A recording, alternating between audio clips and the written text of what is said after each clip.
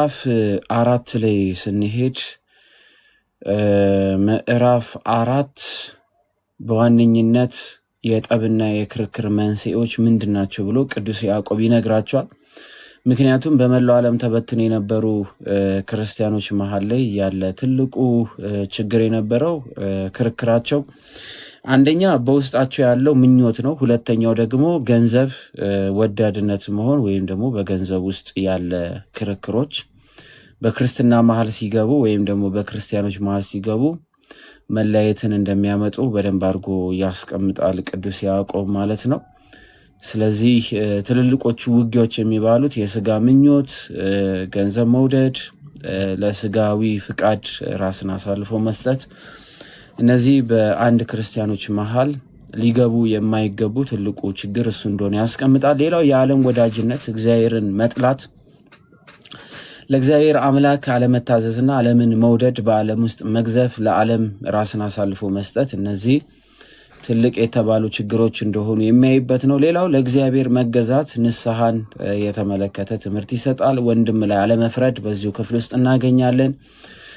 ስለ ነገ ትምክት አለማድረግ፣ ነገ እግዚአብሔር ቀን እንደሆነች በነገ ላይ አለመመካትን ያስቀምጣል ማለት ነው። ስለዚህ ዋና ዋና የተባሉ 5 ነጥቦችን በዚህ በምዕራፍ 4 ላይ ቅዱስ ያዕቆብ ያነሳል ማለት ነው። እንደዚህ ይላል፣ በእናንተ ዘንድ ጦርና ጠብ ከወዴት ይመጣሉ ብሎ ጥያቄ ይጠይቃል።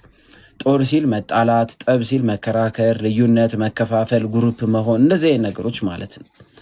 ስለዚህ በእናንተ ዘንድ ጦርና ጠብ ከወዴት ይመጣሉ ብሎ ይጠይቅና በብልቶቻችሁ ሲል በአካላታችሁ፣ ለምሳሌ ብልቶች የተባሉ አንደበት፣ ዓይን፣ ጆሮ፣ ልብ እነዚህ ናቸው። ስለዚህ በብልቶቻችሁ ውስጥ ከሚዋጉ ከነዚህ ክምችቶች አይደሉምን ብሎ ጥያቄ ይጠይቃችኋል። ከራሳችሁ አይደለም መጣላታችሁ፣ መከፋፈላችሁ፣ መለያየታችሁ፣ ውጊያ ማድረጋችሁ፣ ግሩፕ ማድረጋችሁ፣ እነዚህ ነገሮች ሁሉ ከአንደበታችሁ ከውስጣችሁ ካሉ ብልቶች አይደለም ብሎ ቅዱስ ያዕቆብ ጥያቄ ይጠይቃችኋል። ከዛ ምን ይላል? ትመኛላችሁ፣ ለእናንተም አይሆንም።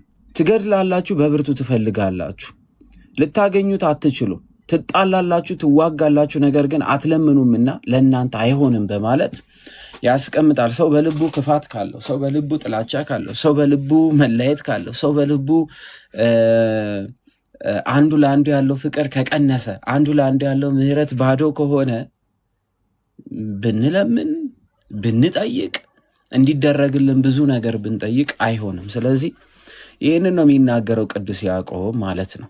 ስለዚህ በብርቱ እግዚአብሔር ብዙ ነገር እንዲያደርግላችሁ ትፈልጋላችሁ፣ ግን በልባችሁ ጥላቻ አለ፣ በልባችሁ ትገላላችሁ፣ በልባችሁ ትጣላላችሁ፣ በልባችሁ ትዋጋላችሁ።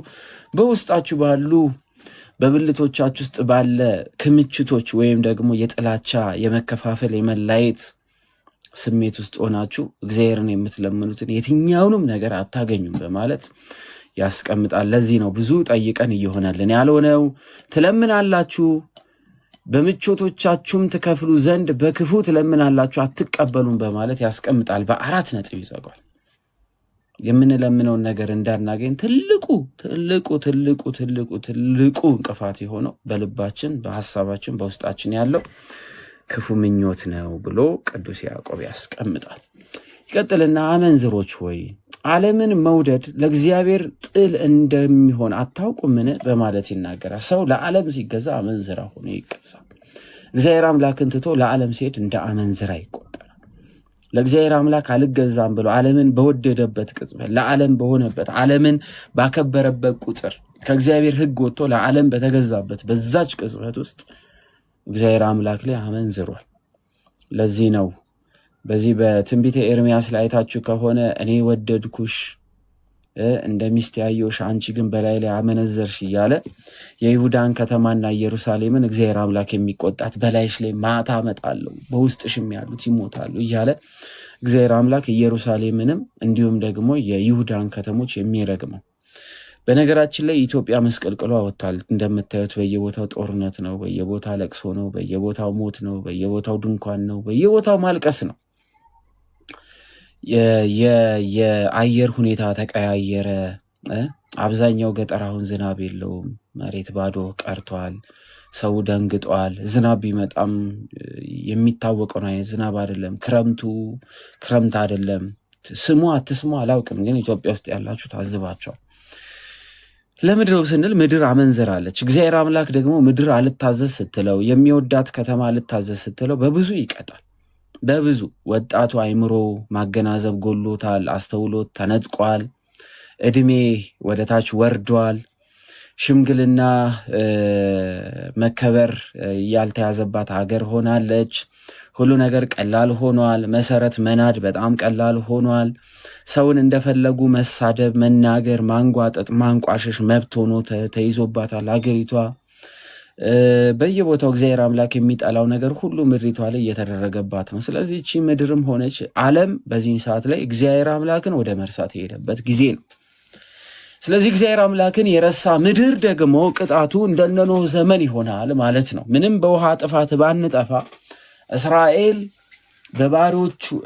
ባሪያ እንድትሆን አሳልፎ እንደሰጣት ሁሉ ሀገራችንም ባሪያ ወደ መሆን ትሄዳለች፣ ወደ መገዛት፣ በረከቷን ወደ ማጣት ትሄዳለች። በውስጥ ያሉ ህዝቦችም ያለቅሳሉ ማለት ነው። እግዚአብሔር አምላክ ከእንደዚህ አይነት ቅጣት ይጠብቀን ነው።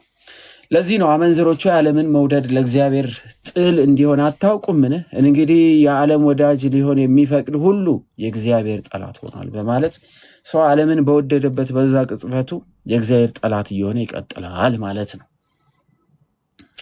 ይሄ ነው እንግዲህ ትልቁ ነጥብ። ለዚህ ነው የያዕቆብን መልእክት እስኪ ብዙ ጊዜ ግለጡትና ብዙዎቹ አይወዱትም አይደለ? የያዕቆብ መልእክት ብዙ ሰው አይወደውም። ለምን ይመስላችኋል? ዓለምን ስለሚንቅ። ብዙ ጊዜ የያዕቆብ መልእክት ሊነበብ ሲል ችግር አለ። ለምን ሲባል ስለ ዓለም በደንብ ስለሚናገር። የእግዚአብሔር ሰው እግዚአብሔርን ማመን ብቻ ሳይሆን የእግዚአብሔር ሰው መሆን እንዴት እንደሚገባን ስለሚናገር ብዙ ጊዜ የያዕቆብ መልእክትን ወይ ብዙዎች ደፍሮ አያስተምሩ፣ ወይ ብዙዎች ከፍተው አይናገሩ፣ ወይ ብዙዎች ደግሞ ሲነጋገሩበት አታዩ። ያው የፈረደበት የያዕቆብ መልእክት ምን ብቻ የሚለው ሲገለጥ ታያላችሁ። ብዙ ጊዜ እምነት ያለ ስራ፣ ስራ ያለ እምነት የሚለው የያዕቆብ መልእክት ምዕራፍ 2 ላይ ያለችዋ ብቻ ስትገለጥ ብዙ ጊዜ ታያላችሁ። ለዚህ ነው የያዕቆብ መልእክት ጠንካራ ትምህርት የሚሰጠው። በነገራችን ላይ ቅዱስ ያዕቆብ የኢየሩሳሌም ሊቀ ጳጳስ ነበረ። እጅግ የሚቆጣ እጅግ ኃያል ነበረና ለእግዚአብሔር ቃል የቀና እነ ቅዱስ ጴጥሮስን ይዞ ኢየሩሳሌምና በኢየሩሳሌም ዙሪያ ያሉና በዓለም የተበተኑ ክርስቲያኖችን ያጠነከረ ያበረታ፣ እነ ቅዱስ ጳውሎስ እነ በርናባስ የሚወዱት ያበረታ ያጠነከረ፣ እጅግ በጣም ትሁት የነበረ፣ በኢየሩሳሌም ከተማ ውስጥ አሉ ከሚባሉ ከሚፈሩ የክርስቶስ ሐዋርያት መካከል አንዱ የነበረ ሩሩ ደግ። በዛው ልክ እዚህ በሐዋርያት ሥራ ምዕራፍ 15 ላይ ያዕቆብ ከሌላ የሚመጡትን አታስጨንቋቸው፣ ሕግ እያበዛችሁባቸው አታስጨንቋችሁ እያለ የተናገረ ያረጋጋ ነው። እንግዲህ እንደምታውቁት ቅዱስ ያዕቆብ በጣም የተወደደ ሐዋርያ ነው። ለዚህ ነው መልእክቶቹ ጠንካራ ሆኖ የምታዩዋቸው። ስለዚህ የቅዱስ ያዕቆብን መልእክት ያነበበ ሰው ከእግዚአብሔር ጋር መኖር አይከብደውም። ለዚህ ነው እንግዲህ ዓለምን መውዳጅ የዓለም ወዳጅ ስትሆኑ፣ ዓለምን ስትወዱ፣ ለዓለም ራሳችሁን አሳልፋችሁ ስትሰጡ ሁሉ የሚፈቅድን እግዚአብሔር አምላክ ጠላት ትሆናላችሁ ብሎ ያስቀምጣል። የእግዚአብሔር ጠላት ከመሆን ወዳጅ መሆን ይሻላል። ዓለምን አብዝተን ባንወድ የተመረጠ ነው። ወይስ መጽሐፍ ይላል። መጽሐፍ የሚለው ወደ ኦሪት ወደ ብሉይ ኪዳን ወደ ኋላም ይመለስና ያያል። በእኛ ዘንድ ያሳደረው መንፈስ በቅናት ይመኛል ያለው በከንቱ እንደተናገረ ያስመስላችኋልን ይላል። እግዚአብሔር አምላክ ቀናኢ አምላክ ነው ብሎ የተናገረውን ክፍል ማለት ነው። እግዚአብሔር አምላክ ይቀናል አይደል? እግዚአብሔር አምላክ በስልጣኑ ይቀናል። እግዚአብሔር አምላክ በሕዝቡ ይቀናል። እግዚአብሔር አምላክ ቀናተኛ አምላክ ነው ተብሎ የተነገረው ይህ በመጽሐፍ የተጻፈው በከንቱ የተናገረ ይመስላችኋልን ብሎ ይጠይቃችኋል። በከንቱ የተናገረ ይመስላችኋል? ስለ እግዚአብሔር አምላክ ቀናተኛ አምላክ አይደለም። እግዚአብሔር አምላክ የሚቀና አምላክ አይደለም። ስለዚህ ጥያቄ ይጠይቃችኋል ማለት ነው። ይቀጥልና ነገር ግን ጸጋን አብልጦ ይሰጣል። ጸጋ ፍቅርን፣ ጸጋ ምሕረትን አይደለ? በጸጋው ድነን አይደለ? በመውደዱ ድነን አይደለ? እግዚአብሔር አምላክ እኛን ስለወደደን አይደለ ያዳን? ከዙፋን ዝቅ ብሎ እኛን ያከበረን፣ ስለወደደን አይደለ? የማይሞት አምላክ ሞቶ በሞቱ ሕይወት የሰጠን ስለወደደን አይደለ? ስለዚህ ምንም ያህል እግዚአብሔር አምላክ የሚቆጣ በስልጣኑ የሚቀና በልጆቹ የሚቀና በምድሪቱ የሚቀና ቢሆንም ነገር ግን ጸጋን አብልጦ ይሰጣል። ስለዚህ አለ እግዚአብሔር ትዕቢተኞችን ይቃወማል። እስኪ እዩ ቲክቶክ ላይ ስንት ራሱን ከፍ ያደረገ ሰው ወደቀ አይደል? ስንት የት ይደርሳል የተባለ ሰው ራሱን ከፍ አድርጎ ሌላውን ሲንቅ ምን ሆነ? ወደቀና አየነው። በሌላ ሃይማኖት ውስጥ የሚገኝ እምነት ይኑሮም አይኑሮም እውቀት ይኑሮም አይኑሮም ሰዎች ላይ ትዕቢተኛ የሆነ ሰው ራሱ ይወድቃል። ስለዚህ በእግዚአብሔር ፊት ትህትናን ስንይዝ ትህትናን ገንዘብ ስናደርግ ጸጋን ይሰጠናል። ለዚህ ነው ቅዱስ ያዕቆብ እንደዚህ ይላል፣ እግዚአብሔር ትዕቢተኞችን ይቃወማል፣ ለትሑታን ግን ጸጋን ይሰጣል። እግዚአብሔር የሚሰጠው ጸጋ የሚቀማ ጸጋ አይደለም። እግዚአብሔር አምላክ የሚሰጠው ጸጋ የሚናቅ ሰው የሚገፈው ሰው የሚያዋርደው ጸጋ አይደለም። እግዚአብሔር አምላክ የሚሰጠው ጸጋ የሚያልቅም አይደለም። ዘለዓለማዊ ጸጋ ይሰጣል። ዘለዓለማዊ ጸጋ ያላቸው ሰዎች ትዕቢተኞች ፊት ሲቆሙ ትዕቢተኞች ይወድቃሉ። ስለዚህ ትዕቢት በልባችን እንዳይመጣ የመጀመሪያው ነጥብ እሱ ነው። ሰዎችን ስናስተምር በፍቅር፣ ለሰዎች መልእክት ስንናገር በፍቅር፣ ሰዎችን ልናርም ስንዘጋጅ ራሳችንን በንጹህ መልክ አይተን ሳይሆን ሰዎችን ሩቅ አድርገን ቆሻሻ አድርገን ሳይሆን ሰውን አክብረን ወደ ቅድስና እንዲመጣ መንገድ ማሳየት እንጂ በትዕቢት በንቀት በስድብ አይደለም። ስለዚህ ስድብ የሞላበት ንቀት የሞላበት ማንጓጠጥ የሞላበት ቁጣ የሞላበት ትምህርቶች መጨረሻቸው ውድቀት ነው የሚሆነው። ስለዚህ እግዚአብሔር ትዕቢተኞችን ይቃወማል፣ ለትሑታን ግን ጸጋን ይሰጣል በማለት ትህትና የተሞሉ ሰዎች እግዚአብሔር ከፍ ያደርጋቸዋል። በዓለም ፊትም ስለ ስሙ የሚዋጉ ስለ ስሙ ቃል የሚናገሩ ስለ ስሙ ምስክሮች እንዲሆኑ በእነሱ ያድራል ማለት ነው። ለዚህ ነው እዚህ የዮሐንስ ወንጌልን ምዕራፍ 17ን ስትመለከቱ ጌታ ኢየሱስ ክርስቶስ አንድ ነገር ሲናገር እንሰማዋለን። እስኪ እንመልከተው። በዚህ በዮሐንስ ወንጌል በአዲስ ኪዳን የዮሐንስ ወንጌል ምዕራፍ 17 ላይ ጌታ ክርስቶስ እንደዚህ ሲል እንመለከታለን። እንደዚህ ይላል፣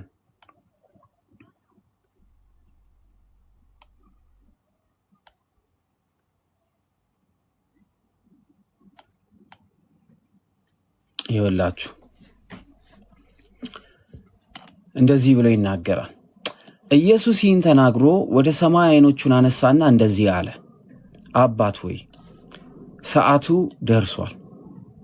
ለዓለም ክብሩን የሚገልጥበት ማለት ነው። ዓለም በስጋ መጥቷልና ጌታ ኢየሱስ ክርስቶስን እሺ ይብሳ እመጣለሁ ችግር የለው፣ እሺ አየሁት ብሮዬ እመጣለሁ ችግር የለው ሀዬ። ስለዚህ ኢየሱስ ይህን ተናግሮ ወደ ሰማይ ዓይኖቹን አነሳና እንዲህ አለ፣ አባት ሆይ ሰዓቱ ደርሷል አለ። ሰዓቱ ደርሷል ማለትም ለአዳም የገባት ያቺ ቃል ኪዳን ትፈጸም ዘንድ ዓለምም በስጋ የተገለጠውን ጌታ ኢየሱስ ክርስቶስን ያውቅ ዘንድ ምን አለ? ሰዓቱ ደርሷል ብሎ ተናገረ። ኢየሱስ ክርስቶስ ይህን ሲናገር ከአባቱ ከእግዚአብሔር አብ ጋር ይነጋገራል። ስለዚህ ምን ይላል? ልጅህ ያከብር ዘንድ በስጋ ሁሉ ላይ ስልጣን እንደሰጠኸው ይላል።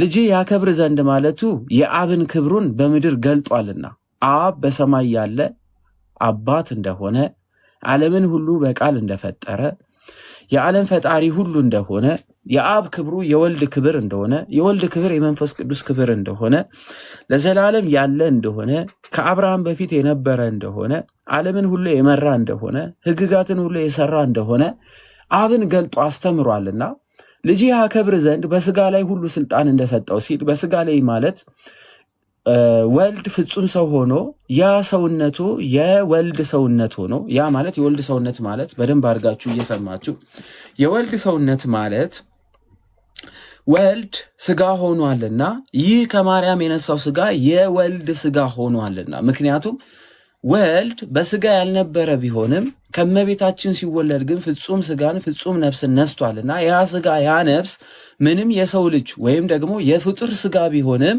ያ የፍጡር ስጋ ግን የወልድ ስጋ ሆኗል። ያ የፍጡር ስጋ የነበረው የወልድ ስጋ ሆኗል ስንል የፍጡር ስጋነቱን ለጦ ወይንም ቀይሮ ይሄ ከፍጡር የነሳውን ስጋውን ቀይሮ ወይም ከፍጡር የነሳውን ስጋ ትቶ የአምላክ ስጋ ሆኗል ማለት ሳይሆን መቀየር መለወጥ ያለበት ሆኗል ሳይሆን ያ ምንም የወልድ ስጋ ይሄ በባህሪ አምላክ የሆነ ቃል በስጋ ያልነበረ ቢሆንም ቃል ስጋ ሆነ ሲል ከመቤታችን ከቅድስት ድንግል ማርያም ስጋን ሲነሳ ያ የፍጡርን ስጋ ገንዘቡ አደረገ ስንል የፍጡር ስጋነቱን ሳይለቅ የፍጡር ግን ገንዘብነቱን ሳይቀይር ይህ ከፍጡር የነሳው ስጋ ከመቤታችን የነሳው ስጋ የአምላክን ባህሪ ገንዘቡ አድርጓል እያለ ነው።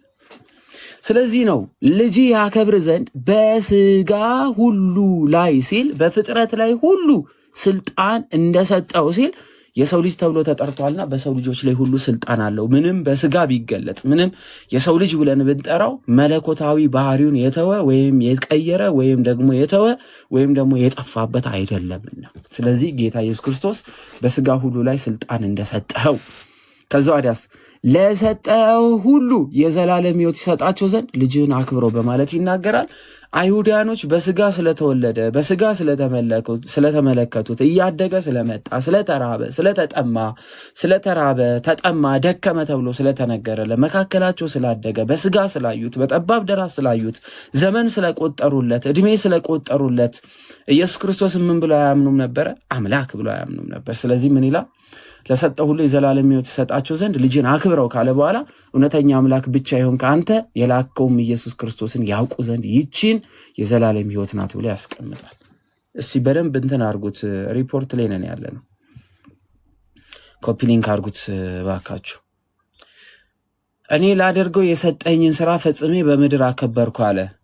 ኢየሱስ ክርስቶስ ወደ ምድር የመጣበት ትልቁ ዓላማ ለሰው ልጆች ሰማያዊ ምስጢራትን ገልጦ ማሳየት አንድ ኢየሱስ ክርስቶስ ወደ ምድር የመጣበት ዋነኛው ምክንያት አምላክ በስጋ ተወልዶ የሰው ልጆችን ማዳን ሁለት ሰማያዊ የሆነ ምስጢራትን ገልጦ ማሳየት ሶስት የአባቱን ክብር የወልድን ልጅነት የመንፈስ ቅዱስን ሰራጺነት መንገር ማሳወቅ የአብ የወልድ የመንፈስ ቅዱስ አንድ ስልጣን አንድ ገዢ አንድ ፍቃድ መኖሩን ማሳየት ዓለም ተደብቆበት የነበረውን የሰው ልጅ የተፈጠረበትን ዓላማ ገልጦ ማስተማር የሰው ልጆች በምድር ላይ መከራ የሚቀበሉበት ዋነኛው ዓላማቸው ምን እንደሆነ ማሳየትና ለዚህ ዓላማ መትጋት እንዳለባቸው መንገር እሱም ዘላለማዊ የሆነ መንግስተ ሰማያትን መውሰድ አንድም የሰው ልጅ በዙፋን እንዲቀመጥ ማድረግ አዳም ተመኝቶት የነበረው መፈጸም እነዚህ ሁሉ ዋና ዋና ምክንያት ናቸውና እኔ ላደርገው የሰጠኝን ስራ ፈጽሜ በምድር አከበርኩ አለ።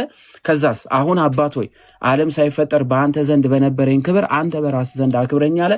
ዓለም ሳይፈጠር በፊት የነበረው የወልድ ክብሩ ምንድነው? ከአብ እኩል ምን መሆን?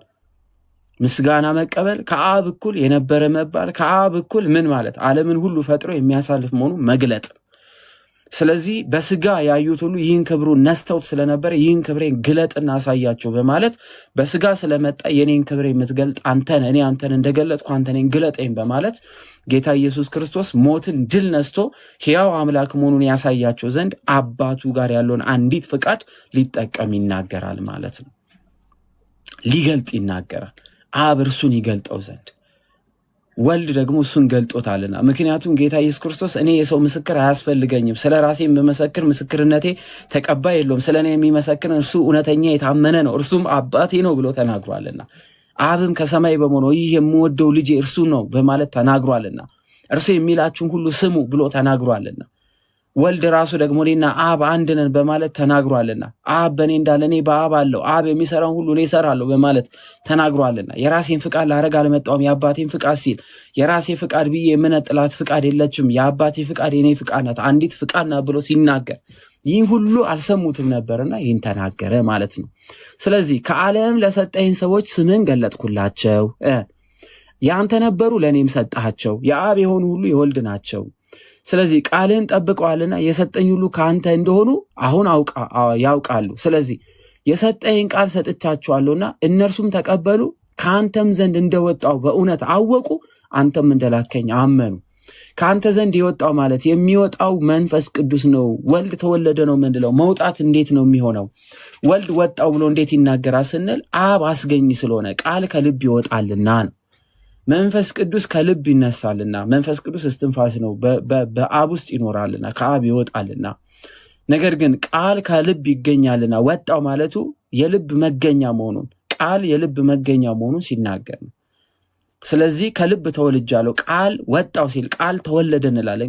ቃል በልብ ይወለዳል ብለን እንናገራለን። ስለዚህ ከአንተ ዘንድ እንደወጣው ማለቱ ከልብ የተገኘው ወይም ደግሞ ከአንተ የተገኘው እንደሆነ ያውቃሉ ሲል ነው። መገኘት መቀዳደም የሌለው አብ በነበረበት ዘመን ሁሉ ወልድ አለ። ቃል ከልብ እንደማይቀድም ልብም ከቃል ደግሞ እንደማያንስ ወይም እንደማይቀዳደም ሁሉ ልብ በነበረበት ዘመን ሁሉ ቃል አብሮ እንዳለ ሁሉ ፀሐይ ስትወጣ ብርሃኑ እኩል እንደሚገኝ ሙቀቱ እኩል እንደሚገኝ በፀሐይ መካከል መቀዳደም ብርሃን ቀደመ ሙቀት ተከተለ እንደማንለው ሁሉ አብ በነበረበት ሁሉ ዘመን ወልድ አለ ብለን እንናገረን። ስለዚህ ከአንተ ዘንድ እንደወጣው ማለቱ የሚወጣ መንፈስ ቅዱስ ብቻ ነው ብለን እንዳንናገር ወጣው ማለቱ ከልብ የተገኘው ማለት ነው። በአስገኝነት ደረጃ በቅድስት ሥላሴ ትምህርት ውስጥ አብ አስገኝ፣ ወልድ መንፈስ ቅዱስ ተገኝ የምንለው ለዚህ ነው ማለት ነው። እኔ ስለዚህ እለምናለሁ ስለ ዓለም አልለምንም ስለሰጠኝ እንጂ ያንተ ናቸውና ይላል። የእኔ የሆነ ሁሉ ያንተ ነው፣ ያንተም የኔ ነው፣ እኔም ስለ እነርሱ ከብሬአለሁ በማለት የአብ የሆኑ ሁሉ የወልድ እንደሆኑ ይናገራል። ከዚህ በኋላ በዓለም አይደለሁም እነርሱ በዓለም ናቸው፣ እኔ ወደ አንተ እመጣለሁ። ቅዱስ አባት ሆይ እነዚህ የሰጠኝ እንደ እኛ አንድ እንዲሆኑ ይላል ኢያሱ፣ እንደ እኛ አንድ እንዲሆኑ በስምህ ጠብቃቸው ብሎ ይናገራል። ስለዚህ በስምህ ጠብቃቸው በማለት ጌታ ኢየሱስ ክርስቶስ ይናገራል። ምን እንደ እኛ አንድ እንዲሆኑ። አብና ወልድ አንድ ብለን ስንናገር እኛ በወልድ ስለሆነ ወልድ በእኛ ስለሆነ አንድ እንድንሆን ያስቀምጣል ማለት ነው። አንድ እንዲሆኑ ያስቀምጣል። ስለዚህ ወደ ያዕቆብ መልእክት ስንመጣ ምን ይላል?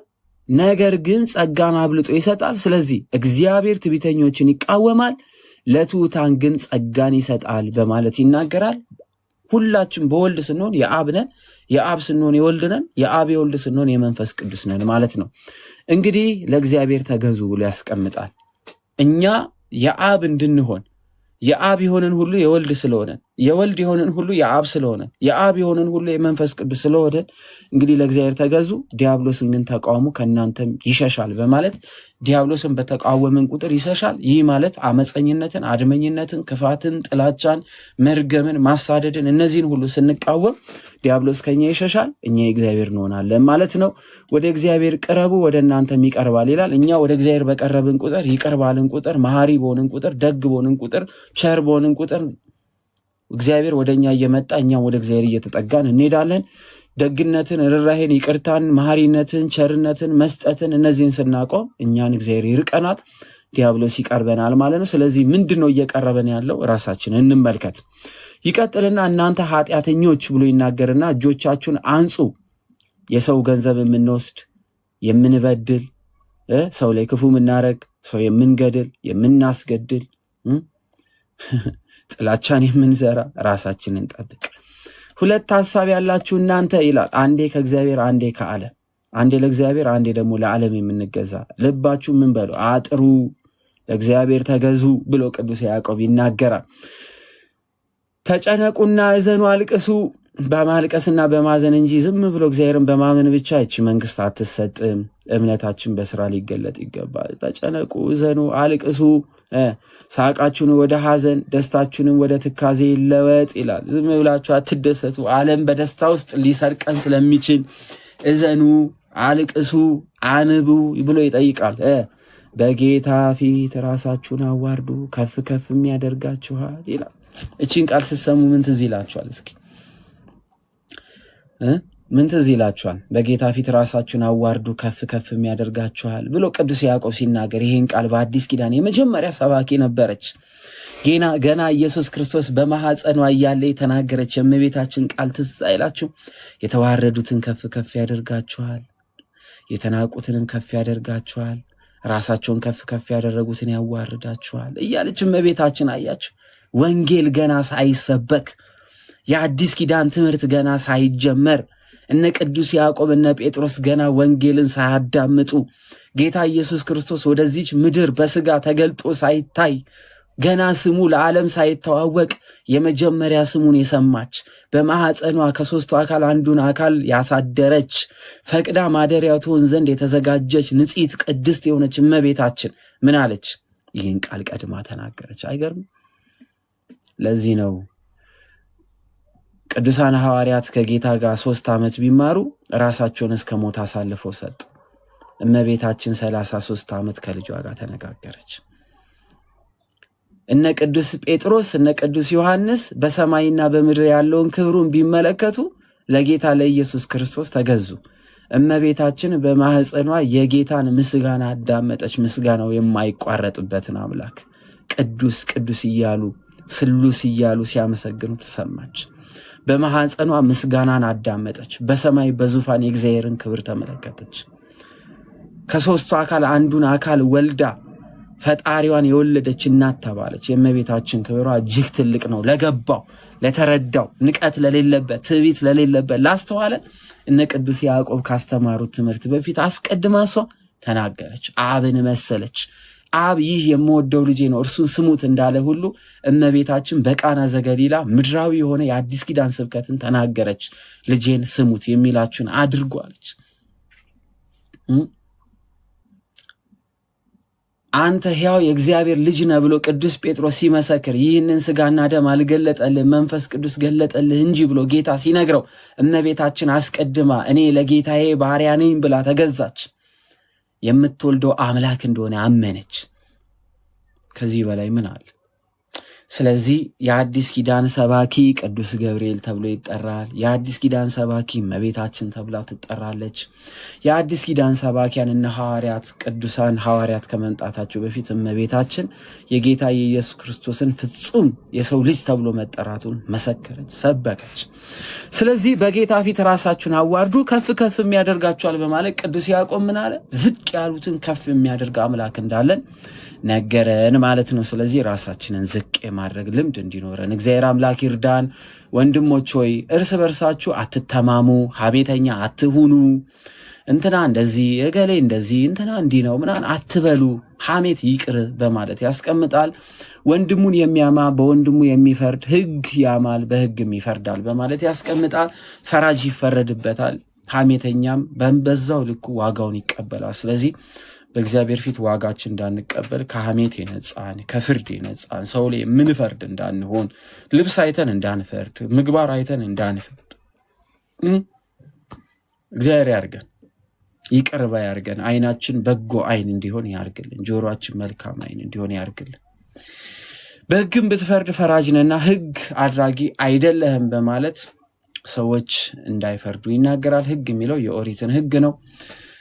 ስለዚህ በኦሪቷ ሕግ ተነስቶ አንድን ሰው ዝም ብሎ አልተገረዝክም፣ ደም ነክተሃል፣ እንዲህ ያርጋል ብሎ በአዲስ ኪዳን የሚፈርድ ቢኖር እሱን የሚናገር ይሆናል ማለት ነው ቅዱስ ያዕቆብ በሕግ የሚለው። እንዲሁም ደግሞ ሰዎችን ዝም ብለን ተነስተን በምግባር በአለባበስ በአካሄድ በአመጋገብ በእነዚህ ነገሮች ሰዎች ላይ እንዳንፈርድ ያስጠነቅቃል። መጽሐፈ ሲራክ ምዕራፍ 28 ላይ ሄዳችሁ ስትመለከቱ አንተ እንዳንተ ያለውን ሰው ይቅር ካላልክ እግዚአብሔር አምላክን እንዴት ይቅር በለኝ ብለህ ትለምናለህ? እንዳንተ ያለውን ሰው ይቅር ሳትል እግዚአብሔር እንዴት ይቅርታ እንዲያደርግልህ ትጠይቃለህ? ስለዚህ አንተን የሚመስለውን ሰው ይቅርታ ብታደርግ ግን በመታየት ቀን በጌታ ቀን ኃጢአት ይቅር ይባልልህ ዘንድ እግዚአብሔር አምላክ ያይልሃል፣ በድለም ከሆነ ከኃጢአት ያነጻል እያለ መጽሐፈ ሲራክ ምዕራፍ 28 ላይ ያስቀምጣል።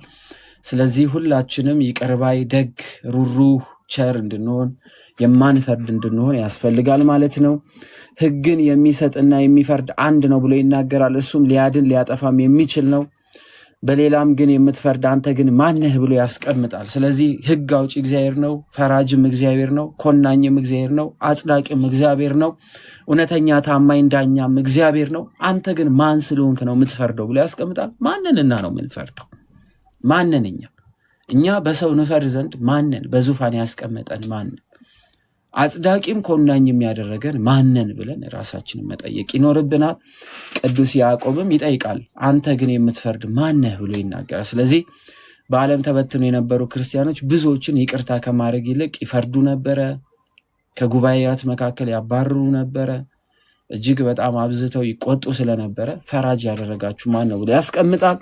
አሁንም ዛሬ ወይም ነገ ወደዚህ ከተማ እንሄዳለን፣ በዚህ ዓመትም እንኖራለን፣ እንገድማለን፣ እናተርፋለንም የምትሉ እናንተ ተመልከቱ፣ ነገ የሚሆኑን አታውቁም በማለት ያስቀምጣል። ይህ ማለት ስለ ነገ እንዴት በድፍረት ትናገራላችሁ?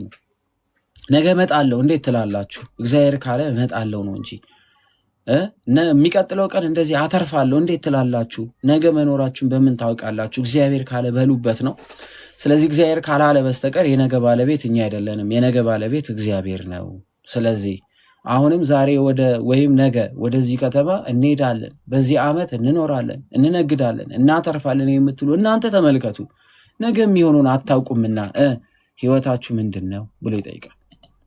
ስለዚህ ዛሬን እንጂ ነገን አናውቃትም፣ አሁን እንጂ በኋላ የሚሆነውንም አናውቅምና በተሰጠን ጊዜ ከእግዚአብሔር ጋር እንድንሆን ያስጠነቅቃል ማለት ነው።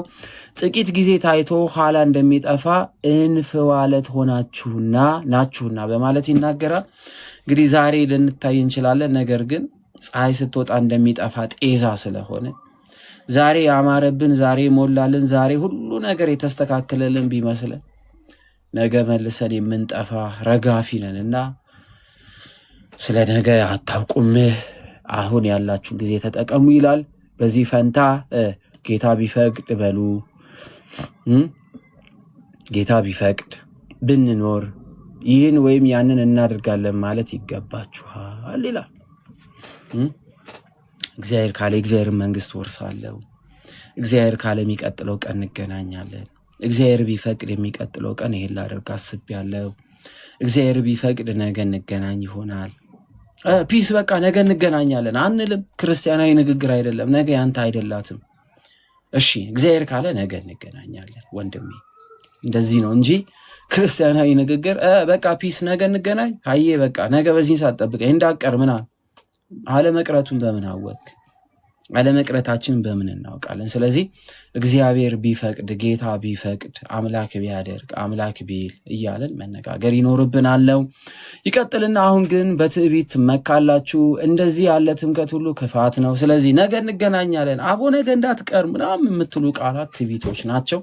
እግዚአብሔር የሌለበት ሀሳብ በጠቅላላ ትዕቢት የተሞላበት ነው ማለት የጊዜ ባለቤት፣ የቀን ባለቤት፣ የሁሉ ባለቤት እግዚአብሔር መሆኑን ማወቅ ሊኖረን ይገባል። ስለዚህ እንግዲህ በጎ ለማድረግ አውቆ ለማይሰራው ኃጢአት ነው በማለት በጎን የማያውቅ ፈቅዶ የማይናገር እግዚአብሔር አለ የማይ እነዚህ ሰዎች ኃጢአት እንደሚያደርጉ ቅዱስ ያዕቆብ ይናገራል ማለት ነው። ቅዱስ ያዕቆብ ይናገራል።